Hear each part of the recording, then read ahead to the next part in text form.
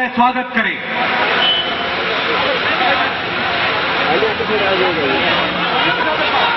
भारत माता की, भ्रष्टाचार का एक ही काल।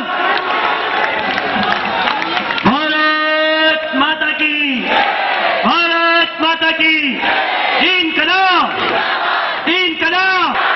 भारत माता की, भारत माता की, इनकलाब, इनकलाब, इनकलाब, इनकलाब। जाग गया भाई, जाग गया, जाग गया भाई, जाग गया, जाग गया भाई, जाग गया। जो भी लोग पीछे आ रहे हैं, आपसे अनुरोध है कि जो खाली जगह यहाँ पर आकर आराम से बैठ जाइए। कोई भी किसी भी इनकलाब, इनकलाब। ये कई सारे जो खड़े हैं भाई, वो जरा भारत माता की वंदे। दोस्तों हैं, और ये जवाब मैं घर से निकलता हूं तो अपनी मां को देता हूं। जो भगत सिंह को पूछा तो भगत सिंह ने हंसते हंसते जवाब दिया अपनी मां को, अरे मां बहुत रोते हैं, फिर भी ये दामन नम नहीं होता और इन आंसुओं के बरसने का कोई मौसम नहीं होता। अरे मां बहुत रोते हैं। 5 मिनट के लिए अरे मां, और एक के हाथ ऊपर उठाए अगली पंक्ति पे कि उस मां का कलेजा क्या कहता होगा। अरे मां बहुत रोते हैं, फिर भी ये दामन नम नहीं होता, इन आंसुओं के बरसने का कोई मौसम नहीं होता। अरे मैं अपने दुश्मनों के बीच भी महफूज रहता हूं, मेरी मां की दुआओं का खजाना कभी कम नहीं होता। जब उसने ये बात कही तो मेरे दिल में वो बात आ रही है, अरे जब भगत सिंह को फांसी हो रही थी तो उसकी फांसी को किसने देखा?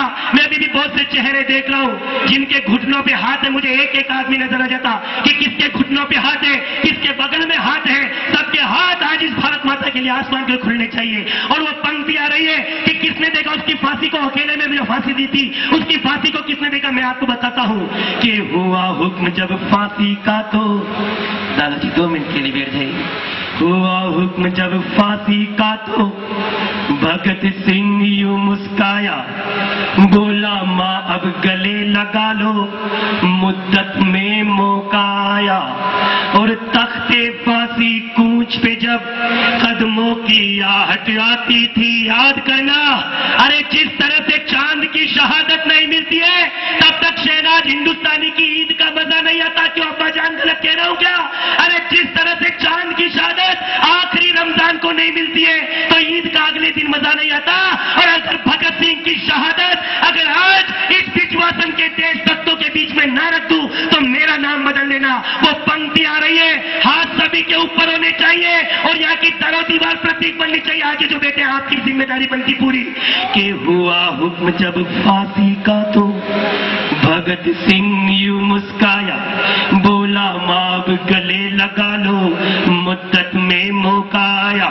और तख्ते फांसी कूंच पे जब कदमों की आहट आती थी, तैयार कि तख्ते फांसी कूंच पे जब कदमों की आहट आती थी तो दीवारें भी झूम झूम कर वंदे मातरम गाते थे।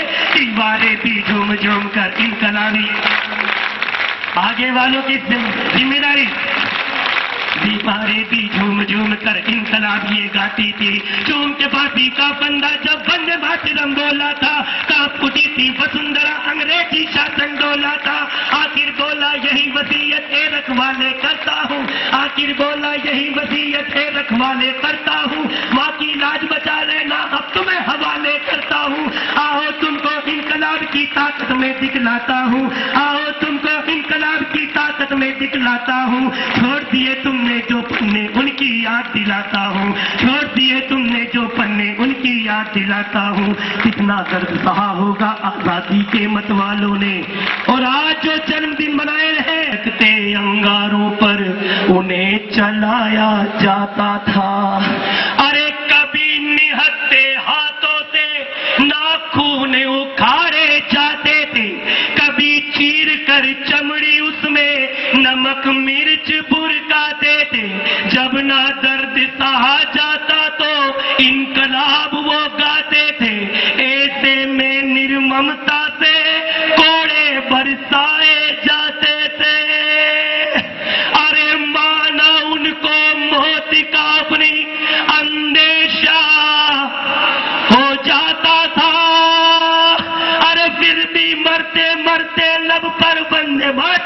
होता था, फिर भी मरते मरते लब पर इनकलाब ये आता था। अफसाना ए दर्द शहीदों का मैं तुम्हें सुनाता हूँ, अफसाना ए दर्द शहीदों का मैं तुम्हें सुनाता हूँ। छोड़ दिए तुमने जो पन्ने उनकी याद दिलाता हूँ, छोड़ दिए तुमने जो पन्ने उनकी याद दिलाता हूँ, छोड़ दिए तुमने जो पन्ने उनकी याद दिलाता हूँ। और आखिरी में एक चीज सुनना, ये कमांडो सुरेंद्र सिंह यहाँ पर बैठे हैं, ऐसे जाने कितने लोग होते हैं जो इस देश के लिए शहीद हो जाते हैं और उनके घर वालों के सामने जब उनकी लाश आती है तो ये नेता लोग, ये मंत्री लोग सियासत करने लगते हैं और कहते हैं कि हमने 10 लाख दे दिए, 20 लाख दे दिए। अरे 10-20 लाख देने से जिम्मेदारी से फारिग नहीं हो सकते, उसके घर वालों से पूछते कि उनके घर वालों का क्या हाल है, जिन्होंने अपना भाई, अपना बेटा, अपना लाल देश को दिया है। इन मंत्रियों को जवाब देते हैं हमारे उज्जैन के शायर, हमारे अलवर के विनीत चौहान, अगर उन्होंने ठीक कहा है तो आपके हाथ अपने गुस्से के रूप में खोलना के ठीक कहा बेटा। हम कहते हैं अरे तुमने 20 लाख दिए हैं वीरों की विधवाओं को, तुमने 20 लाख दिए हैं वीरों की विधवाओं को, सोचा कीमत लौटा दिए वीर प्रसूता माओ को। अरे लो हम 40 लाख देते हैं तुम किस्मत के हेठों को। अरे हिम्मत है तो मंत्री भेजे लड़ने अपने पेटों को। लो हम 40 लाख देते हैं तुम किस्मत के हेठों को, और हिम्मत है तो मंत्री भेजे लड़ने अपने बेटों को। तब मैं कह रहा हूं कि आज ये पसीना यहां तक पहुंचे, अरविंद केजरीवाल ये पसीने से लथपथ होकर के आए हैं। आज मुझे बोलते बोलते पसीना आ रहा है, और ये पसीना आज की तारीख में देशभक्तों को क्यों आता है, ये अंत में सुनते हुए जाना। और भगत सिंह को समर्पित करता हूं मैं कि मुल्क से जो करते हैं सच्ची वफादारी उनका, अपनों के लिए मरना जीना छूट जाता है। कि मुल्क से जो करते हैं सच्ची वफादारी उनका, अपनों के लिए मरना जीना छूट जाता है। और जिसे माँ का बेटा हो जवानी में शहीद, उस माँ का यारों खाना और पीना छूट जाता है। जिस माँ का बेटा हो जवानी में शहीद, उस माँ का यारों खाना और पीना छूट जाता है। तो गद्दारों का कोई भी नहीं होता है धर्म, इसीलिए उनका काशी और मदीना छूट जाता है।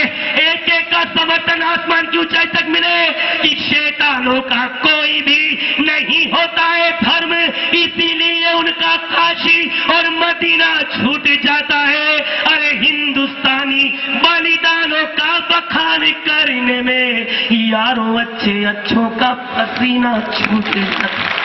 भारत माता की, भारत माता की, इनकलाब, इनकलाब। सिंह भी जो है आ जाए, और भी जो बुजुर्ग जिनके नाम मेरे पास नहीं है वो भी अपना सहयोग करें इसमें आकर। जोरदार तालियों के द्वारा स्वागत किया जाए पगड़ी बांधकर अरविंद केजरीवाल, जो ईमानदारी के प्रतीक। आज भारतीय राजनीति में इनके मुकाबले का नेता आपको नहीं दिखाई देगा। जो व्यक्ति अपने बड़े से बड़े ओहदे को छोड़कर आपके बीच में आया है, झक खाने लग रहा है, 15-15 दिन तक भूखा रहा है, 8-8 दिन तक 2 बार भूखा रहा है। किसी नेता को देखा आपने भूखा मरते हुए? खाने से फुर्सत नहीं मिलती इनको। साथियों, अब निर्णय लेने का समय आ गया। इस बार अगर चूके आप लोग कि जिस प्रकार से 47 में भगत सिंह जी पैदा हुए थे, जो मौका उनको मिला था, वैसा ही कुछ मौका हम लोगों को नसीब हो रहा है। इस मौके को अगर आप चूकेंगे तो बहुत लंबे समय तक फिर पता नहीं आजादी की दूसरी लड़ाई कब लड़ी जाएगी और कब दूसरा केजरीवाल जो है पैदा होंगे। आज मैं दूसरी पगड़ी जो है वो कर्नल साहब जो हमारे बिजवासन विधानसभा के प्रत्याशी हैं उनको बांधेंगे।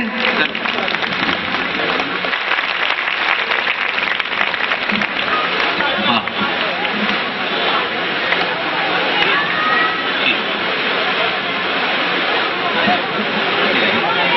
मैं जयराम जी से निवेदन करूंगा कि वो जो 2 लाइन हैं वो एक बार आप लोगों के सामने रखेंगे अपनी इस आजादी के ऊपर, भगत सिंह के ऊपर और जो स्थिति है इसके ऊपर। आदरणीय उपस्थित जन समूह, माननीय श्री अरविंद केजरीवाल जी, कन्नल जी, मंच पर विराजमान सभी मेरे बुजुर्गवान, देखिए जैसा कि आप कार्यक्रम को सुनते आ रहे हैं, उसी कड़ी में मैं एक दो लाइन की बात कहना चाहूंगा आपसे। भाई कस्बे, शहर और गांव में, ध्यान से सुन लो, कस्बे, शहर और गांव में मेरा एक सुझाव में मत आओ इनके भाव में और मत बैठो इनकी नाव में।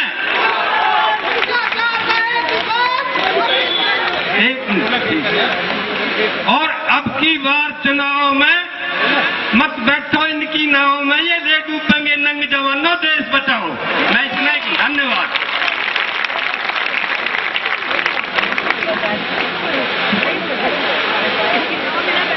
पारंपरिक तरीके से हमें सम्मान दिया है और हमें आदर दिया है। ये आपका लाड और प्यार है, यही सच्चाई की तरफ हमें ले जाने के लिए प्रेरित करता रहेगा। यही लाल बहादुर शास्त्री बनाते आए हैं, यही जवान जय किसान के नारा देने वाले लोग, और यही अरविंद केजरीवाल जो है पैदा करते हैं इस देश में। एक मैं बात कहना चाहता हूं, हम बदलते हैं तो निजाम बदल जाते हैं, सारे मंजर, सारे अंजाम बदल जाते हैं। कौन कहता है कि भगत सिंह फिर पैदा नहीं होते? पैदा तो होते हैं, नाम बदल जाते हैं। यही है अरविंद केजरीवाल। अगर पुनर्जन्म है, अगर ये आत्माएं पुनः इस पृथ्वी पर अगर आती हैं और अगर जो है यहां पर तप करने वाले लोग इस भूमि पर जन्म लेते हैं, तो अरविंद केजरीवाल जैसे लोग ही इस सच्चाई का प्रतीक है। हमें लोग कहते हैं, मैं एक बुजुर्ग से बात कर रहा था, वो अपनी जो है सोच विचार के अनुसार मुझे बोले थे, बेटा इसमें राम राज्य भी लगा ले। वो बीजेपी समर्थक थे, मैं उनकी भावनाओं की आदर कर रहा था। मैं समझ रहा था कि वो मंदिर की बात शायद सोच रहे हैं। मैंने कहा, बाबूजी आप मंदिर की बात करते हो, राम मंदिर की बात हम राम आपके लिए ले आए हैं। हम मर्यादा पुरुषोत्तम राम आपके लिए ले आए हैं। ऐसा व्यक्ति जो त्याग करने के लिए तैयार हो, जो सच्चाई के लिए लड़ने के लिए तैयार हो। आज बड़े बड़े बोर्ड दिल्ली में लगे हुए हैं कि सिंह गर्जना, सिंह गर्जना। ये सिंह गर्जना तब कहां थी जब इस देश को 5 साल से लूटा जा रहा था। उस समय एक यही छोटे कद वाला, छोटा सा, नाजुक सा अरविंद केजरीवाल लड़ रहा था सबसे। जब मुकेश अंबानी के खिलाफ बात उठानी थी, तब कोई सिंह गर्जना नहीं आई। जब बिजली की चोरी की बात हो रही थी, तब कोई सिंह गर्जना नहीं आई। जब सोनिया गांधी के दामाद के खिलाफ बात उठनी थी, तब कोई सिंह गर्जना नहीं आई। तब सिंह गर्जना आई, यही सिंह गर्जना। और ये सिंह गर्जना सिर्फ यही नहीं, इस सिंह ने ऐसे सिंह हर गली में पैदा कर दिए। हम सिंह हर गली में पैदा करते हैं, जो हर अन्याय को, हमारी जैसे हमारी बहन थी, हमारी बेटी थी संतोष, जैसे उसने जान कुर्बान कर दी, ऐसी सिंह गर्जना कैसे हम पैदा करते हैं। मैं आपको उदाहरण देता हूं। इस फाटक से दूसरी तरफ नजफगढ़ है। नजफगढ़ जहां बंदूक जीतती है, बंदूक। और वहां पर पिछले चुनाव में जो काउंसिलर के चुनाव लड़ रहा था, कांग्रेस का दबंग नेता, उसके घर के सामने एक काले शीशे की गाड़ी रोज सुबह आके खड़ी हो जाती, और वो कांग्रेस का नेता पूछ दबाकर घर में घुस जाता था, बाहर नहीं निकलता था। उसकी हिम्मत नहीं होती थी कि वो चुनाव प्रचार कर ले। इस बार जब हमारा मुकेश डागर का नाम चुना गया, मैं इसी इलाके में जन्मा हूं, मैंने कहा देवेंद्र चरावत, देखते हैं मुकेश डागर का क्या होता है। आम आदमी पार्टी की जो ये बात है, ये कितनी जो है सही साबित होती है। और जब टोटल टीवी पर नजफगढ़ की बात आ रही थी, तो मैं वहां पर चुपचाप सुन रहा था कि आज मुकेश डागर के बारे में क्या कहते हैं। और जब पता चला कि मुकेश डागर आगे चल रहा है, तो मैंने कहा गोली को भी हरा दिया। आम आदमी पार्टी सच्चाई, ईमानदारी, गोली को भी हरा देगी। ईमानदारी है जो खड़ा हो सकता है किसी भी चीज के खिलाफ। ये जरूरी नहीं है कि कितना बड़ा शरीर है और कितनी बड़ी बड़ी कटकादी है। दिल होना चाहिए और अंदर जो है गुण होने चाहिए, सच्चाई में विश्वास होना चाहिए। हमारी आत्माओं ने भी बहुत बार ये प्रश्न उठाए कि किस राह पर जाएं, लेकिन अरविंद केजरीवाल से बेहतर मार्गदर्शक हमें पूरे देश में नजर नहीं आया। और इसीलिए हमने अरविंद केजरीवाल को, जब शुरुआत हुई थी, जब अन्ना हजारे आंदोलन शुरू भी नहीं हुआ था, तब अरविंद केजरीवाल को मैंने कहा, कर्नल तू जो है अरविंद केजरीवाल को अपने इलाके में लेके जा। ये सच्चाई की एक गंगा शुरू हो रही है, इस गंगा को अपनी देहात के साथ जोड़ना है। मैं अरविंद केजरीवाल जी को मुनीर का गांव में लाया। वो शुरुआत थी इस आंदोलन की, और इस शुरुआत में मैं यही कहना चाहूंगा अपनी देहात को, इस सच्चाई के साथ जुड़ो। आपको अपनों ने ही लूटा है, आपको अपनों ने ही लूटा है। वो मुख्यमंत्री बीजेपी के सारी ग्राम सभा की जमीन उन्होंने ही सरकार को दी थी। आप नाम ले लो, मैं सारे इतिहास बता दूंगा आपको। पिछले 7 सालों से मैंने दिल्ली की मिट्टी की जो है खाक छानी है। आप मुझे पूछ लो आपके फ्लाईओवर के बारे में, कापासेड़ा के सीवर ट्रीटमेंट प्लांट के बारे में, महिपालपुर के 130 करोड़ के रोड के बारे में, यहां पर जो है जो नाला बना है बारिश का उसके बारे में, एयरपोर्ट की जमीन के बारे में, आप किसी भी इलाके के बारे में पूछ लो। और विकास की बात है, विकास की बात करते हैं। दिल्ली 1483 स्क्वायर किलोमीटर में है, 1483 में से 1/3 ग्रामीण है, और बदरपुर बॉर्डर से लेकर नरेला तक एक भी शौचालय नहीं है सड़क पर, एक भी पब्लिक टॉयलेट नहीं है। ये विकास है। एक भी केंद्रीय विद्यालय नहीं है इन इलाकों में, एक भी मदर डेयरी का बूथ नहीं है, एक भी सफल की आउटलेट नहीं है, एक भी रेलवे रिजर्वेशन काउंटर नहीं है, एक भी शिक्षा संस्था नहीं है, एक भी अस्पताल नहीं है, कुछ नहीं है यहाँ। ये विकास है। यहाँ के 25 एमएलए जो ग्रामीण दिल्ली के हैं, वो सारे के सारे प्रॉपर्टी डीलर हैं, जमीन बेचते हैं, जमीन में से पैसे बनाते हैं, उनको पैसे बनाने आते हैं। आपके यहां पर तो पटवार घर खुला है, पटवारी को मारुति कार दी गई, हज पर भेजा गया, ये सब मालूम है मुझे। ये है यहाँ की सच्चाई, इसको बदलना है। इसको कोई सिंह गर्जना सुधार नहीं सकती, कोई नरेंद्र मोदी यहाँ के एमएलए और पार्षदों को सुधार नहीं सकता। वो डॉक्टर आपको यहीं पैदा करना पड़ेगा, इस जमीन में यहीं से खड़ा करना पड़ेगा। अगर अपनी जमीन में से नहीं पैदा कर सकते तो कोई इलाज नहीं है। ये चोरी ऐसे ही चलती रहेगी। स्वामी दयानंद ने बहुत पहले कहा था, अगर विदेशी राजा है, अगर पुत्र समान भी जो बर्ताव करता है, फिर भी तुम्हारा राज्य बनने लायक नहीं है। और ये सोनिया गांधी ने साबित कर दिया। देश को लूट लिया। रॉबर्ट क्लाइव ने इतना नहीं लूटा था जितना इन्होंने लूट लिया। हम क्या करेंगे? बस 2 मिनट और लूंगा। अरविंद जी यहां पर बैठे हैं, मेरे को अधिक बोलना सूरज को रोशनी दिखाने के समान है। हम क्या करेंगे? हम सत्ता आपको देंगे, हम पैसे आपको देंगे, एमएलए फंड आपके पास होगा, सारे पैसे विकास के आपके पास आएंगे। ये पुलिस, ये एमसीडी, ये जल बोर्ड, ये यहां बैठेंगे आपकी आरडब्ल्यूए में। इनको हम जवाबदेह बनाएंगे। महीने में एक बार आपके पास बैठेंगे ये लोग, हम करवाएंगे। मुझे मंथली नहीं चाहिए, मुझे किसी से कोई मंथली नहीं चाहिए। इनको आपके पास हम बैठाएंगे। आज हमारे पास एक कोई भी कुर्सी नहीं है, और मैं रास्ते में आते हुए उस पुलिस वाले को बोलते आया था कि तुम दलाली करते हो, हमारे पोस्टर फड़वाते हो और मेरे सामने फड़वा रहे हो। और उसकी मजाल नहीं थी कि वो बोल सके मेरे सामने। और यही सच्चा उसका हाल है। ये चोरी जो करते हैं, इनके अंदर आवाज नहीं होती। और ये सभी महकमों का होगा। हम यहाँ पर बोर्ड ये नहीं लगाएंगे कि विकास कार्य कर्नल के कर कदमों से हुआ, ये बोर्ड नहीं लगेगा। ये बोर्ड लगेगा यहाँ पर, ये प्राइस फ्री जोन है, यहाँ पर रिश्वत लेना और देना सख्त मना है। हम बोर्ड ये लगाएंगे, हम बदलाव ये करेंगे, ये चेंज हम लाएंगे। अगर कुछ करने के लिए है तो सामने आओ, लीड, फॉलो और get out of the way. या अगर कुछ आप दिशा दिखा सकते हो, अगर मार्गदर्शन कर सकते हो तो करो, नहीं तो रास्ते में से हट जाओ। अब ये समय आ गया है।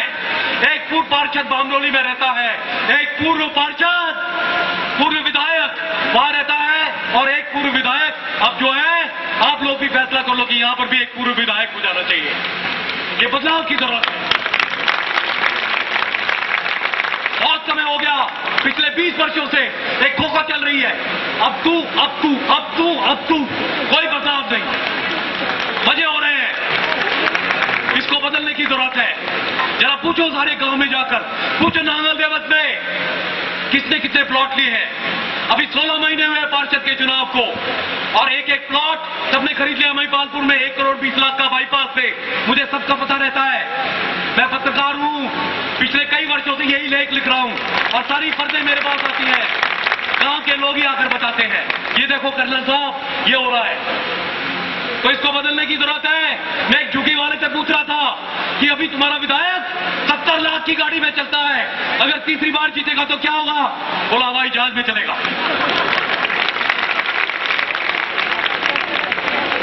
ये बदलना है, ये बदलाव आपने करना है। ये किसी गांव की बात नहीं, किसी जन्म की बात नहीं, किसी रंग की बात नहीं, किसी जाति की बात नहीं। ये बात है सच्चाई की, ईमानदारी की, काबिलियत की। जब हम डॉक्टर ढूंढते हैं तो अच्छा डॉक्टर ढूंढते हैं। जब अपना नेता ढूंढो, अपनी आवाज देने के लिए बोलो, तो ऐसे को ढूंढो जो ईमानदार तो हो सकते। ये बदलाव करने की जरूरत है। जब हमारी माताओं बहनों के ऊपर जुल्म होता है, हमें फक्र है, आम आदमी पार्टी को फोन करते हैं, सभी हमें फोन करते हैं, हमें फक्र है अगर कोई ऐसा अन्याय होता है। यही बात हर चीज में लागू होनी चाहिए। जब आप हमारे पर यह विश्वास करते हैं कि आपके घर में ऐसा कोई जो बात क्या हो तो हम आपके साथ खड़े होंगे, तो बाकी चीजों में भी पूरी दिल्ली में विश्वास करिए कि आम आदमी पार्टी इस बार वो बदलाव करके दिखाएगी। हमारी माताएं और बहनें हर गांव में हमें विशेष समर्थन देती है। हमारी माताओं में आज भी सीता का अंश है, आज भी हमारी माताओं में सीता का अंश है। मुझे खेद है कि हमारे पुरुष थोड़े थोड़े राम से रावण बन गए। शराब शुरू हो जाती है, लेना देना शुरू हो जाता है, अंत में जो है दूसरी बातें शुरू हो जाती है। हम सबको ये कसम खानी है कि इस बार हमें ये बदलाव करना है। हर रोज 10-15 आदमियों से बात करनी है, इस बात को फैलाना है, इस सच्चाई को फैलाना है। और मैं अधिक नहीं कहूंगा। भारत माता की।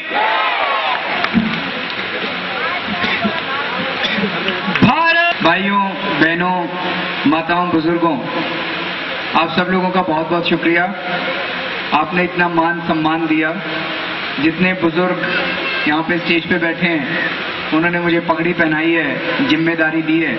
मैं उनसे निवेदन करता हूँ कि वो आशीर्वाद भी दें, जो उन्होंने जिम्मेदारी दी है उस जिम्मेदारी को हम सफलतापूर्वक निभा सकें। आज शहीद आजम भगत सिंह का जन्म दिवस है। उनके जन्म दिवस पर एक तरफ तो मैं शुभकामनाएं देता हूँ, लेकिन दूसरी तरफ ये मन में आता है कि आज अगर भगत सिंह जिंदा होते तो वो क्या सोच रहे होते? वो यही सोच रहे होते कि इसी भारत के लिए हम लोगों ने कुर्बानी दी थी, इतनी बड़ी कुर्बानी इसी भारत के लिए दी थी। ये सारे पार्टी वाले, ये सारे नेता नोच नोच के खा रहे हैं इस भारत को, इसके लिए तो कुर्बानी नहीं दी थी। हमारे देश के जितने आजादी के दीवाने हुए, इस भारत के लिए तो उन्होंने कुर्बानी नहीं दी थी। अभी थोड़े दिन पहले सुप्रीम कोर्ट ने एक आदेश पारित किया था जी। सुप्रीम कोर्ट ने कहा था, भाई ये संसद के अंदर जितने लोग बैठे हैं, इनमें से कईयों के ऊपर मुकदमे चल रहे हैं जी। संसद में, विधानसभा में, दिल्ली की विधानसभा में 16 कांग्रेस के ऐसे विधायक बैठे हैं जिनके ऊपर हत्या के, बलात्कार के, फिरौती के, इस किस्म के मुकदमे चल रहे हैं। 9 बीजेपी के विधायक बैठे हैं जिनके ऊपर हत्या, बलात्कार के मुकदमे चल रहे हैं।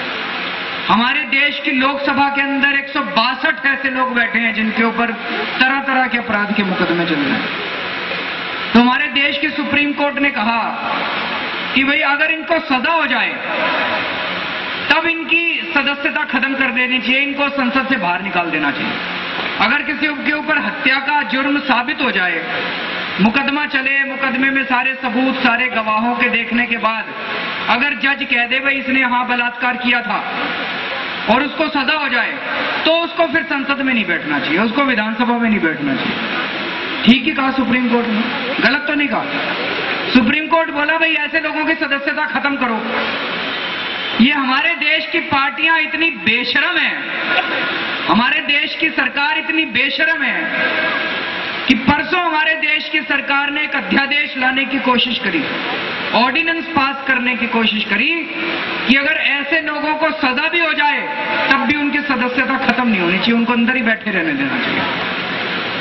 ऐसे ऐसे बलात्कारी अंदर बैठेंगे, विधानसभा में और संसद में बलात्कारी बैठेंगे तो बाहर तो सड़कों पे बलात्कारी होंगे जी, और क्या होएगा। उन बलात्कारियों को बचाने वाले तो अंदर बैठे हैं, उन हत्यारों को बचाने वाले तो अंदर बैठे हैं। तो ऐसा अध्यादेश पास करने की इन्होंने कोशिश करी और सारे देश में हंगामा मच गया। अभी हम लोग भी राष्ट्रपति जी से आज मिले थे, हम लोग 11 बजे राष्ट्रपति जी ने बुलाया था। हमने राष्ट्रपति जी से यही निवेदन करा कि राष्ट्रपति जी इस पे साइन मत कर देना, इस पे साइन कर दिया तो पूरे देश में तूफान आ जाएगा, सारा देश इसके खिलाफ है, इस अध्यादेश के खिलाफ। इस पे साइन मत कर देना, इसको वापस भेज दो। हम वहां से निकले, 1 घंटे के बाद पता चला हमारे देश का जो राहुल गांधी है, राहुल गांधी ने प्रेस कॉन्फ्रेंस करके उस अध्यादेश को फाड़ दिया, बोला मैं इस अध्यादेश के खिलाफ हूं। अरे किसको बेवकूफ बना रहे हो? 2 दिन पहले तुम्हारी सरकार ने अध्यादेश पास करने की कोशिश करी और 2 दिन बाद फाड़ के कह रहे हो मैं इसके खिलाफ हूं। या तो तुम्हारी चलती नहीं है, इस देश की सरकार को चला कौन रहा है? तुम्हारी अपनी सरकार। खुद ही अध्यादेश पास करो, खुद ही उसको फाड़ दो, खुद ही करो, हम इसके विरोध में हैं। ये सोचते इस देश की सारी जनता बेवकूफ है। तो साथियों, मैं आज यही सोच रहा था सवेर से कि अगर आज भगत सिंह जिंदा होते तो वो क्या सोच रहे होते। 2 साल पहले याद करो, अन्ना हजारे नाम का एक 75 साल का बूढ़ा रामलीला मैदान में आके बैठा था। 13 दिन का अनशन किया था उस बूढ़े ने। क्या जरूरत थी? देश को बचाने के लिए आया था, भ्रष्टाचार दूर करने के लिए आया था। हम सारे गए थे रामलीला मैदान, गए थे कि नहीं गए थे? सारे गए थे रामलीला मैदान। क्या मांग कर रहे थे हम लोग? अन्ना हजारे कह रहे थे भाई इस देश में ऐसा कानून पास करो कि अब अगर इस देश के अंदर तो उसको जेल होनी चाहिए, उसकी संपत्ति जब्त होनी चाहिए, उसको नौकरी से निकाला जाना चाहिए। 13 दिन का अनशन करा उन्होंने। 13 दिन के बाद संसद के अंदर बैठ के सारी पार्टियों ने कहा था, आपने टीवी में देखा होगा, सारी पार्टियां संसद के अंदर बैठ के उन्होंने प्रस्ताव पारित किया था, अन्ना जी आप अपना अनशन बंद कर दो, हम लोकपाल बिल पास करने को तैयार हैं, आपकी तीनों शर्तें हमें मंजूर हैं। कहा था कि नहीं कहा था? प्रधानमंत्री ने चिट्ठी लिखी थी, अन्ना हजारे को प्रधानमंत्री ने चिट्ठी लिखी थी। प्रधानमंत्री ने कहा था अन्ना जी आप अपना अनशन खत्म कर दो, हम आपका लोकपाल बिल पास करने को तैयार है, तीनों शर्तें मंजूर है आपकी। बोले हैं उन्होंने, उनके कहने पे अनशन खत्म कर दिया। 2 साल हो गए, प्रधानमंत्री ने भी धोखा दिया और इन पार्टियों ने भी धोखा दिया। अब नवंबर के अंदर दिल्ली में चुनाव है, उस धोखे का बदला लेने का टाइम आ गया। इनको जड़ से उखाड़ के फेंक दो, इनकी सत्ता उखाड़ के फेंक दो। 3500 साल पहले कुरुक्षेत्र के अंदर धर्म युद्ध हुआ था। 3500 साल पहले कौरवों और पांडवों के बीच में युद्ध हुआ था। क्यों हुआ था युद्ध? पांडवों ने दुर्योधन को कहा था 5 गांव की जमीन दे दो।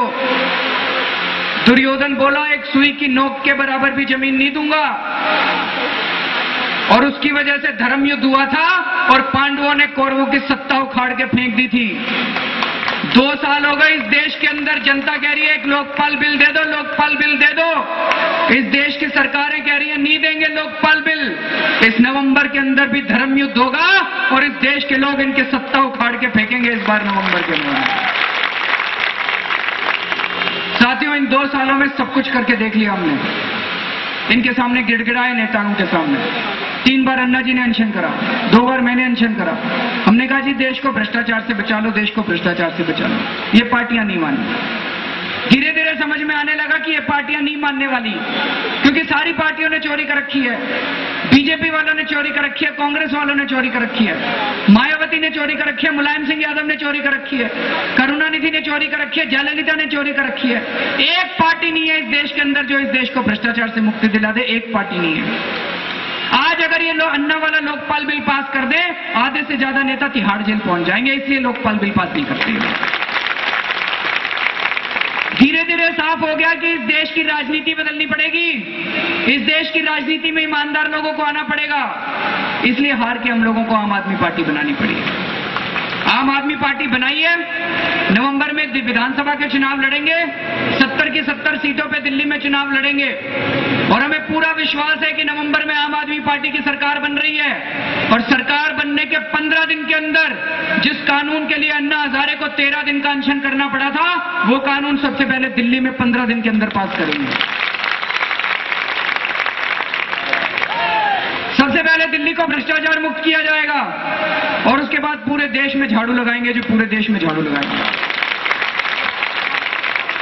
जब से हमने ऐलान करा है कि हम आम आदमी पार्टी बना रहे हैं, इन गुंडों के पैरों के नीचे से जमीन खिसक गई है। ये बीजेपी और कांग्रेस वालों के पैरों के नीचे से जमीन खिसक गई है। अपनी नीच हरकतों के ऊपर उतर आए हैं जी ये लोग। हमारी एक कार्यकर्ता थी संतोष, सीमापुरी की झुग्गियों में काम किया करती थी, गरीब लड़की थी बेचारी। किसी के घर में कोई समस्या हो जाए वो पहुंच जाती थी, लोगों को राशन दिलवाया करती थी, राशन कार्ड बनवाती थी, विधवा पेंशन बनवाती थी, जन्म प्रमाण पत्र बनवाती थी, मृत्यु सबकी मदद किया करती थी। वो लड़की बेहद लोकप्रिय थी, सारा इलाका जानता था उसको। इस बार हमने तय किया कि आम आदमी पार्टी से संतोष को खड़ा करेंगे, वहां पे झुग्गियों से, सीमापुरी विधानसभा से संतोष को खड़ा करेंगे। ये लोग इतने बदमाश हैं कि जैसे हमने ऐलान किया कि संतोष को खड़ा करेंगे, 10 दिन के अंदर उसका एक्सीडेंट करवा दिया, उस लड़की को मरवा दिया इन लोगों ने। 1 महीने तक बेहोश पड़ी रही वो लड़की और उसके बाद उसने जान दे दी। इन लोगों को ये लगता है हमें मरवा के, हमारे ऊपर हमले करवा के हमको चुप करा देंगे।